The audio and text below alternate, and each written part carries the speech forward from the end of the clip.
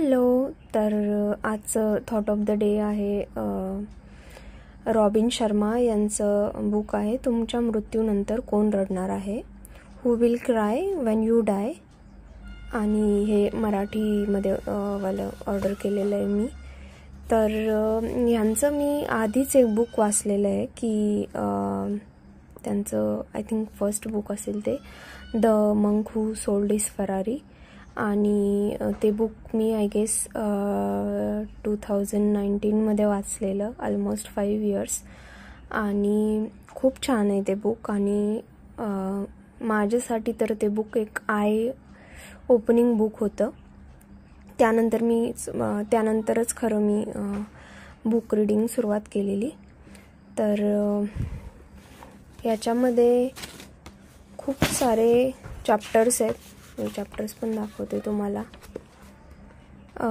तुमच्यामधली चमक शोधा, दररोज एका अनोळखी माणसावर दया करा, लहान मुलांचा आदर्श घ्या, लवकर उठा, शांत राहायला शिका, मंदिराची काळजी घ्या. आणखी जस्ट अ सेकंड, एक झाड लावा, छोटे विचार करणे थांबवा, एक चांगले पालक बना. सो असे ऑलमोस्ट 101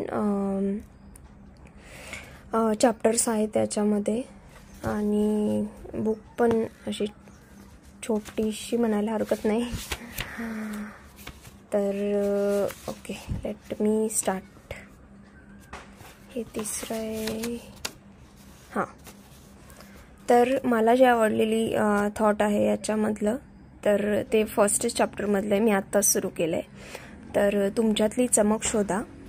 तर त्यांनी म्हटलंय की मी जेव्हा मोठा होतो तेव्हा माझे वडील मला जे काही म्हणाले ते मी कधीच विसरू शकत नाही. ते म्हणाले, मुला, जेव्हा तू जन्मलास तेव्हा तू रडलास आणि सगळे जग आनंदी झाले.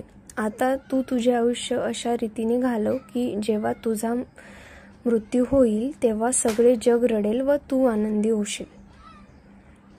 आपण अशा युगात वावरतो आहे की आपण जीवन म्हणजे काय हे विसरून गेलो आहोत.